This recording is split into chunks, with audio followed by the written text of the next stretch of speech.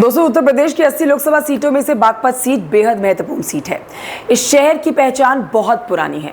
अस्तित्व महाभारत काल के समय का है। बागपत शहर के बारे में माना जाता है कि महाभारत काल में पांडव बंधुओं ने इस शहर की स्थापना की थी।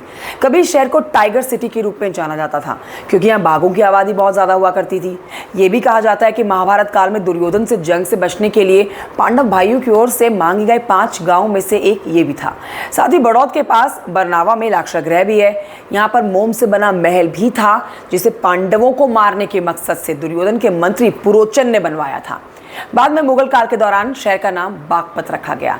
आज हम बागपत लोकसभा सीट का जातीय समीकरण आपको बताएंगे, या कहिए कि जीत का समीकरण बताएंगे।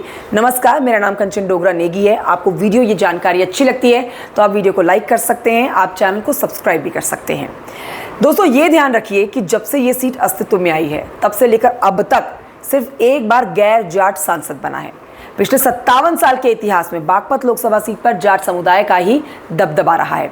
इस सीट पर पूर्व प्रधानमंत्री चौधरी चरण सिंह की फैमिली का दबदबा रहा है। बागपत से इस परिवार के सदस्य 9 बार सांसद चुने गए। हालांकि पिछले 10 साल से इस सीट पर बीजेपी का कब्जा है। इस बार यहां पर किसके बीच में कैसा मुकाबला है, कौन कौन यहां से उम्मीदवार है, ये जानिए। बागपत लोकसभा सीट से इंडिया गठबंधन की तरफ से समाजवादी पार्टी ने अमरपाल शर्मा को मैदान में उतारा, जबकि एनडीए से ये सीट आरएलडी राष्ट्रीय लोक दल के खाते में गई है। यहां से आरएलडी ने राजकुमार सांगवान को टिकट दिया है। बहुजन समाज पार्टी भी यहां पर चुनावी मैदान में ताल ठोक रही है। बीएसपी की तरफ से प्रवीण बेंसला मैदान में उतरे हैं। अब आपको बताते हैं चौधरी परिवार का यहां से दबदबा कैसे है। बागपत लोकसभा सीट पर चौधरी परिवार का दोस्तों दबदबा है। पूर्व प्रधानमंत्री चौधरी चरण सिंह इस सीट से 3 बार सांसद चुने गए। उन्होंने साल 1977 में पहली बार जीत दर्ज की थी। इसके बाद उन्होंने लगातार 1980 और साल 1984 आम चुनाव में भी जीत हासिल की।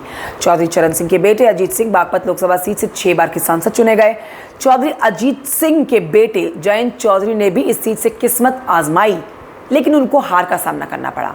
अब आपको बताते हैं 2019 के लोकसभा चुनाव के नतीजे यहां से कैसे आए थे। 2019 के आम चुनाव में बीजेपी के उम्मीदवार सत्यपाल सिंह ने आरएलडी के उम्मीदवार जयंत चौधरी को हराया था। सत्यपाल सिंह को 5,25,000 कुछ वोट मिले, जबकि जयंत चौधरी को 5,02,000 कुछ वोट हासिल हुए। इस तरह से बहुत नजदीकी मुकाबले में सत्यपाल सिंह ने जयंत चौधरी को कुछ 23,000 वोटों से मात दी और ये सीट जीत ली। यहाँ का जातीय समीकरण समझिए। बागपत लोकसभा सीट पर सबसे ज्यादा मुस्लिम और जाट वोटर्स की बहुलता है। इस सीट पर मुस्लिम वोटर्स की संख्या लगभग 3.5 लाख है। जाट वोटर्स की संख्या 4 लाख के करीब है। इसके अलावा दलित वोटर्स की संख्या 1.5 लाख है। इस सीट पर 50,000 यादव वोटर भी हैं। बागपत में राजपूत और गुर्जर वोटर्स की भी संख्या अच्छी खासी है। 1 लाख से ऊपर इनकी संख्या है।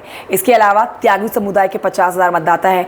इस सीट पर ओबीसी वोटर्स की संख्या भी अच्छी खासी है। लेकिन इस बार देखना यह दिलचस्प होगा कि यहाँ से जीत किसके खाते में जाती है। बहरहाल आप कॉमेंट करके बताइए ये वीडियो जानकारी कैसी लगी आपको। Thank you so much for watching.